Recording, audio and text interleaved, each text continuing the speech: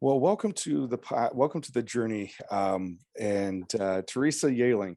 Thank you for joining us this morning. And just as I usually do, this is a little bit different podcast than we've had the last couple of ones, but it kind of goes in that same theme of transformation.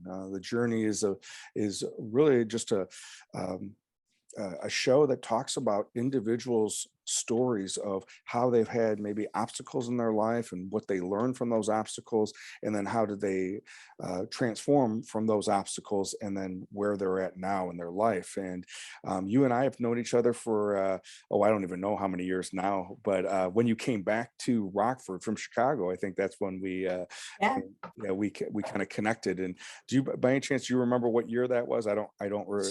2013, I believe. Okay, that sounds Yeah, about right. Okay, yeah.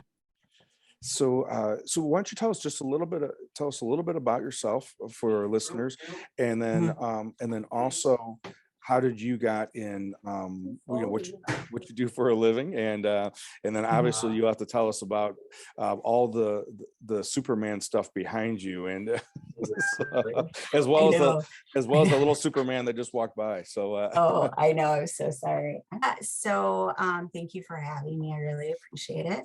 Um, I think, yeah, it was 2013 when I came back from Chicago, but I started it. It's been over 25 years of doing work in domestic violence services. And I started here in Rockford doing that at Remedies, which used to be Wave. And so, I was the only thing I could say how I got into it. It was I was gosh, Rockford College. It was Rockford College at the time, not not Rockford University. I'm sorry, just a second. Hey, hey, I'm on a video. I know, I'm trying to get him out of here. But they can hear you. Oh, so, anyways, I'm so sorry. okay, I um, was graduating, but they wanted us to always volunteer like each semester. And so I chose to volunteer and help with the hotline at Wave at the time. And well, then they needed somebody to work, and then they hired me, and then and it went from there. That's really how that all started. And I just loved it ever since, to be a part of that field of gotcha. study. So, yeah.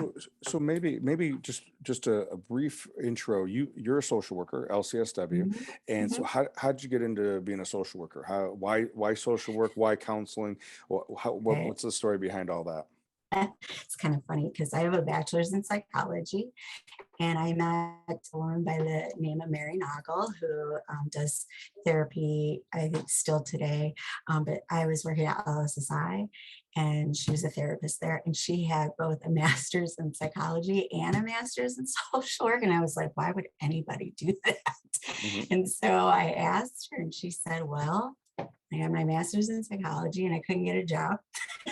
And so I got my master's in social work. I got a job. I go, I want one of those. So I'm going to go for a master's in social work. And it just fit like with what I was already doing, because I was still at Wave, or still helping out at Wave, but I was at LSSI, and so it just fit. Gotcha. Yeah. Okay.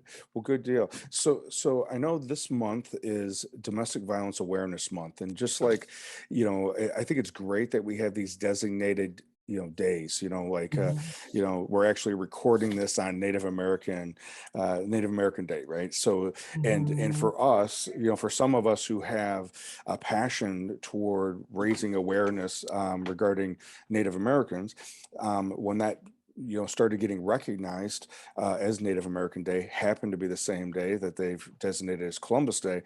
There, Mhm. that's important. That's important. But as we know, with this particular Native American Day or Domestic Violence Awareness Month or Suicide Awareness Month, it's more than just a particular month of the year that we need to be aware of this, or a particular day. It's all year round that we need to continue raising our awareness and being educated. So tell us a little bit about what you're doing now, and at OSF, what you're doing now, but then also, Mhm. is there anything in particular you guys are doing this month? Gotcha. Thank you. So I am the manager of the new, I would say fairly new, OSF Trauma Recovery Center. Um, and it's pretty, it's amazing what this model is like and how we are supposed to really try and implement this whole model, because the model actually comes out of San Francisco. It's been evidence-based, showing great outcomes for clients for well over 15 years.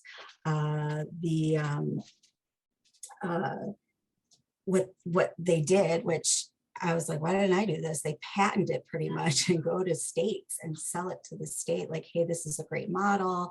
This is something that we know works with people who have been a victim of violent crime. So domestic violence fits into that, sexual assault, gun violence, things like that. And so at this time, there's about 40 trauma recovery centers throughout the United States and about 9 states now. And we are one of 5 in Illinois. So it's a huge network because they have some in Ohio, they have some in New Jersey, here, there, and everywhere. But it's amazing the things that people are doing in all these different cities that have high crime rates. So like in Illinois, there's Rockford, there's Peoria, Springfield, Chicago, and Aurora, I believe at this time, that all have like the TRCs because of the high crime rate for violent crime. So, and obviously we've been hearing the news lately that yes, we fit right into that category. And so what we do is we are traveling therapists. I manage the therapist. I have a clinical supervisor who helps them clinically with any questions. We have case management or case managers, and we can do advocacy work. So we can go to a courthouse with them and sit with them if they have a court case. We can help them fill out an order of protection because all of my staff are 40-hour training domestic violence. They can go to their homes to provide these services. At this time, with what had happened with the pandemic, we've been doing a lot of actual telehealth with all these different services, which has been quite interesting because really we opened our doors to people officially on February 1st. So we really have only been open for a short time, and we already have a waiting list.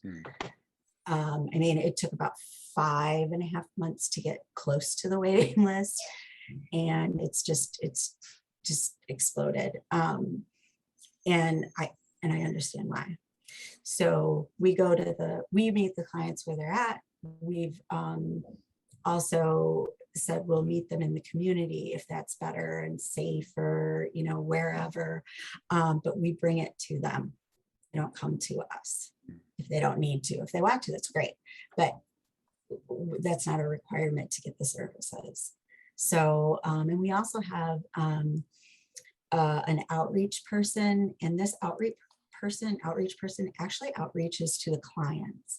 So if they're on the waiting list, they meet with them weekly until we can get them in to see a therapist. We start them with maybe case management services, advocacy if we need to while they're on the waiting list. Or she will try and reach out for about a month if clients have sort of dropped off, like all of a sudden we're not seeing people that were once engaged. She will try and re-engage them. And she's done a really amazing job. And we actually have an 80% return rate when she's advocating and really trying to, because our job is to remove all barriers so that they can get the services that they need.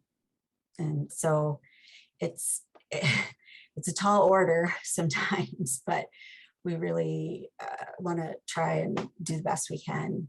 So we really try to problem solve with the clients in order to make sure they get those services.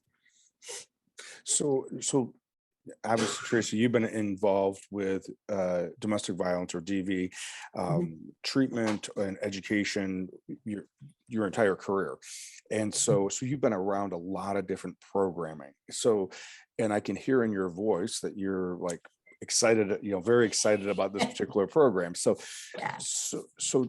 Just for the audience sake, as well as for my own, what is it different about TR what's different about it than some other programming that you've, and I'm not trying to say like one's better than the other, or, Right. that type of thing. Right. But what have you noticed with this particular format, this particular program? What does it bring to the table that maybe what you had not experienced in other programming? Oh, sure. Yeah. I think first off is, I think the investment that the trainers from San Francisco had, when they sell this idea, they're like, you have to invest in the people. So actually giving them more than just a okay wage. So we're really trying to have people that aren't just coming right out of school, have no idea what's going on. I mean, we want people that are seasoned that can do this work.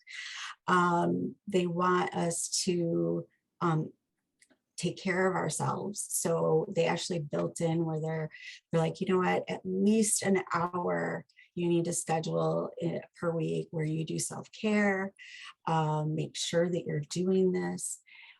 Also, the therapists, they only have a caseload of 15. So in normal traditional therapy, you could have 30, 25, 30, 15, because they're really supposed to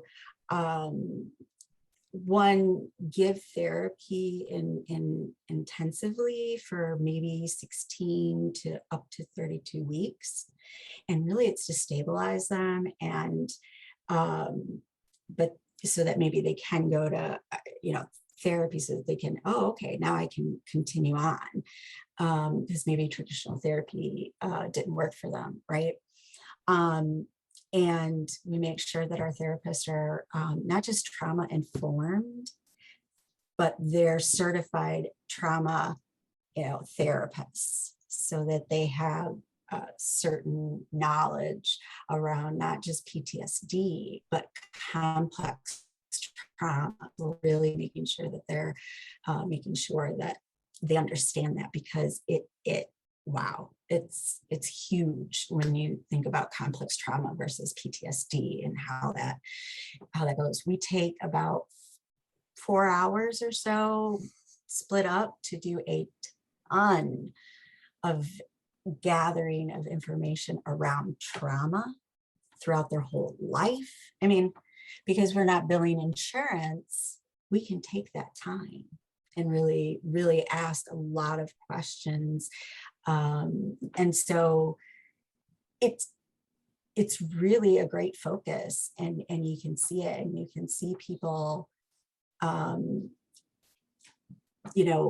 getting better, because of evidence-based, we every maybe 4th or 8th interval, we will do new tools every single time so that we can measure the success. So those are things that are all built into this program that really nobody has time for in other programs. I mean, it's really about managing crisis, I think, in other programs, and not necessarily getting into the meat, that we need to get to. So, okay. So let me kind of paraphrase for myself, but then also maybe people that are listening. When we think about, or when you and I use the concept empirical based research, right? Mm-hmm. 30 seconds. What does that mean? Oh, like that. Yeah. So 30 seconds, put me on the spot. Yeah. Well, what I can tell you is that there is folks that are experts in fields that actually publish a list quarterly will say, the research shows that this model of therapy works, maybe this type of population. And so we have to go by that list to make sure that we are providing that type of therapy that is considered evidence-based. So it helps us to know that it works Gotcha. for Okay. that, that client. Gotcha. Or that population. Yeah. So it's amazing. I heard something probably in the past month or so, and it was an interview I was listening to, and they were talking about the scientific method, and in the scientific method, which may not always be used by media and social media when coming or forming a thought or a theory about something, that the scientific method is I have a theory and then I intentionally go and try to prove it wrong. Mm-hmm.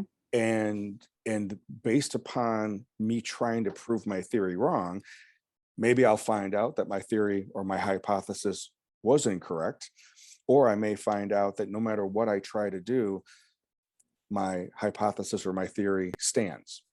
So the idea is, unlike confirmation bias, when I'm looking out on my social media to find things to support what I'm already thinking, and ignore things that are contrary to that, the true scientific method does the exact opposite. We're intentionally trying to debunk or try to derail this hypothesis or theory, so that when something is then later considered empirical based, we know that this has been tested more than once, it's been tried more than once by different people, and the results are within a certain range of being similar. Correct. Does that sound right? Yep. Yes. Yeah. Yeah.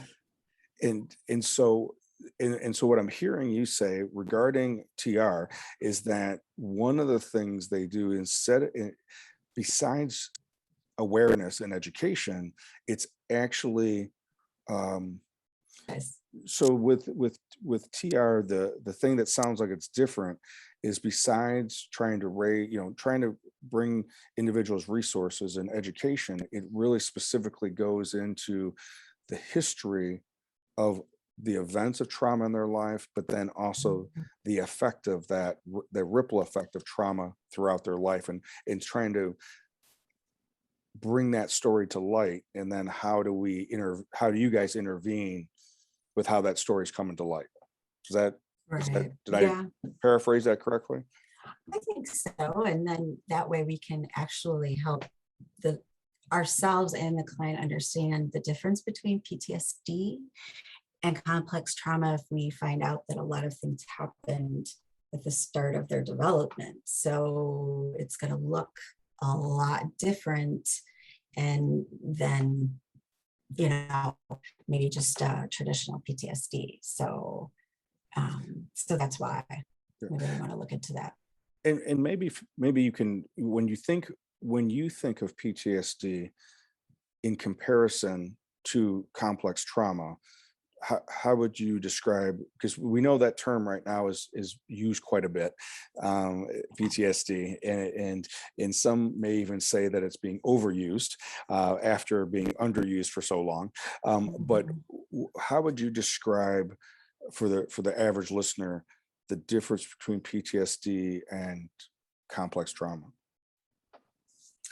So when we think about complex trauma, we're thinking about an incident, a traumatic incident that happened when we were a child, and it interrupts our development and actually can rewire our brain, so that we kind of walk around then as we keep developing, depending on how many things are happening in our lives that are traumatic. It's like we are making decisions with this lens of trauma. So we're constantly, we go through life like that. Post-traumatic stress disorder, I think of that as something that happens as we're an adult. We've already developed, and yes, it's a traumatic experience. And yes, you have these symptoms, but it's not necessarily about rewiring the brain like what we're talking about with complex trauma. And the symptoms for complex trauma can include things that I think a lot of people are stamped with is, oh, we're not thinking about complex trauma, we're they have PTSD, but then they have a personality disorder of some sort. And that's usually because there's a tie to some complex trauma that happened when they were a child. And so it changed their development and their personalities in some ways. Gotcha. So, Okay. yeah.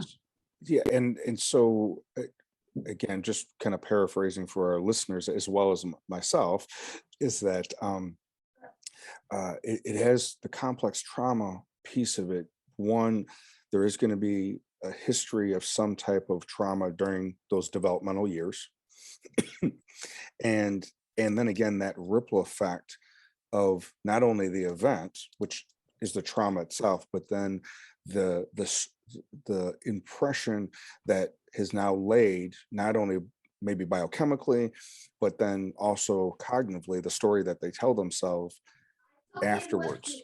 So it's a combination of all those things. And then of course my guess is that there may be repetitive trauma as well. It's just not an isolated situation that happens when someone's 6 years old, but it may be living in that environment or community aspect of it where there's, it happens in the house, but then it also happens in the neighborhood. It also happens at school. Right. And generational violence and all of the above. Yes. Gotcha. Yeah. Okay. Great. Mm-hmm. So during this particular month, are there any particular things that you guys at OSF and at with the TR program, the trauma recovery program, is there anything in particular you guys are doing extra this month, or just to kind of raise that awareness because it being DV month? Just trying to raise people's awareness and try to get people in that, like our doctors and nurses, to sort of think about it. And I know that trying to tell people, like, I think the National Coalition Against Domestic Violence is asking people everywhere to wear purple on, I think it's the 21st of October. And there's other things I think going on in the community that we would try and jump in on, like through remedies, if they're doing anything, because I think you usually do some a few things, but I can't remember exactly. But I think also what I try to do is in our local, or I should say OSF news, I try to give stats, and so that maybe it can kind of, make us think about stuff. So if you think about, 1 minute passes by in the United States, 24 people have been victimized by a violent crime, and it's usually domestic violence or sexual assault. And that's 24 people a minute in the US. So when I think of that, I'm like, what? That just, it's so hard to comprehend. And, but we need to know these things that we can understand that there's to be done, and that we need to continue to help people understand, that this is going on, how to help folks, and maybe to stop the cycle in their own lives and not pass it on to their own children, or whatever it is that we can do to intervene and stop this from going on. So, no, absolutely. And I know you're aware of this. About I think it was 11 years ago or so, I started volunteering to help out at the facilitate the homicide support group for Winnebago County. And it's a very a difficult group to facilitate because of the intense grief or the complicated grief that is happening because of the traumatic, because of all these individuals. They come to this group because a loved one experienced some type of traumatic death, and and I don't know exactly the statistics regarding the Winnebago County, the homicides in Boone and Winnebago County. Um, but I know that at least half, consistently every month, half of the group of loved ones that come, their loved one died. Yes, they died by homicide, but they were in a it was a domestic violence situation or relationship in which they were in a domestic violence partnership, and then the end result of that was their loved one died from homicide. And so, what the work that you're doing is very real, because almost all those situations, there's children involved. And then Yeah, unfortunately, absolutely. some of them, some of those homicides were double and triple homicides, because there was loved ones. A mom died, and then children died as well as a result of that domestic violence. And Yeah. so the work that you guys are doing is like extremely important, and to not only intervene so that it doesn't not just end in a homicide, but all the other the difficulties that transpire. Mhm. Yeah, and that was one thing I forgot to mention too, is that we also help the witnesses or the people that are left grieving the loss. So we can also help the whole family with therapy and whatnot. And because it, people don't understand the ecological damage that is done, how it spreads to everybody once one person is murdered, or or something traumatic happens. It really does touch the lives around us and our environment. So it's just so sad. Yeah, very, very much so. So Theresa, what would be, if someone who was listening and someone either was concerned about themselves or concerned about someone in their circle, either a friend or a family member, um, what's a way that they can try to do so? How do they reach you guys? What should they do? Yeah, so a couple of things. I mean, if they can, and I'm sorry, I don't have like phone numbers in front of me. I should have that ready, but there's always the National Coalition Against Domestic Violence that has like a hotline. Illinois has our own domestic violence hotline that can give you resources or point you in the right direction. In this area, we do have remedies that can help with talking to someone or answering questions, but also for us, OSF, you can call like the main number and ask for the Trauma Recovery Center. And we usually say, please say STRIVE Trauma Recovery Center. Otherwise, you're going to be sent to our Trauma Recovery for Physical Recovery. And so, that's the best way. And just to know that if you're concerned about somebody in your family, just make sure you don't cut that communication off. But it is hard to support folks knowing they're in these dangerous situations, and so it's really hard for people to support somebody in that situation. But then also, if you're in a situation like that, I mean, safety planning is really important. Just there's it's important to really know that unfortunately, domestic violence doesn't get any better; it gets worse. Mhm. And it does end up in possible death, and that's that's why we like really try to educate folks that this isn't just a one-time deal. This really continue. This is a pattern of behavior, and so how can we help you? Yeah. Get, I think as we get ready to wrap up for today, that I think that's a great point, Theresa, is that because I think that's part of the magical thinking, that if we get married, then the domestic violence will end. If we have a child, the domestic violence will end. If we move, Yes. away from some of these Yes. stressors, it will somehow get better.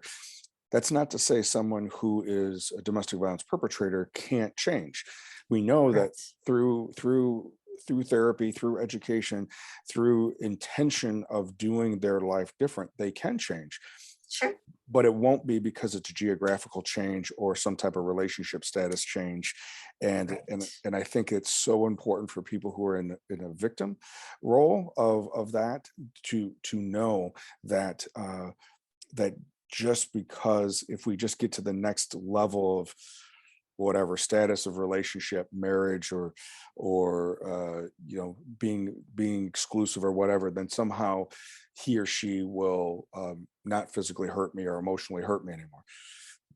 There's not much empirical evidence to support that, or any, I should say. So um, yeah. Yeah. So, Yeah. No, absolutely. well, Theresa, thank you so much for the work that you're doing, and the work that you've committed your entire life and career to. Um, so Yeah. so and I know that you still have a long ways to go. I see your little one. How old is your son now? He's 5 and loves every superhero Yeah. possible. Yeah. Yes. So yeah, yeah, Yep. Yeah. So you said yeah. he's 5 right now, right? Wow, Mhm. it's just crazy. He looks like he's definitely got his dad's height. So, Yeah. I'm like already yeah. he's already tall, but both of us uh, stopped growing like middle school. So we'll Okay. see if he at least keeps Sure. going. Sure. Okay. So again, Yeah. Theresa, thank you so much for being with us today. And again, I think I'll make sure that those numbers that you were referring to, I'll make sure those are in the show notes, so Thank you. so people will have access to that. So again, thank you for Thank you. being on the show. And as always, whenever we have these particular awarenesses regarding domestic violence, regarding suicide awareness, whatever they may be that we're trying to feature on the show, not only internalize that information yourself, but please share that or comment on it, and because you never know who may need to hear that information and who may feel like they are stuck in that darkness and don't think they can get out. But they are resources, like Theresa's offering with the trauma recovery at St. Anthony's Hospital, as well as other areas here in the local area. As always, thank you for being with us, and I look forward to being with you next week.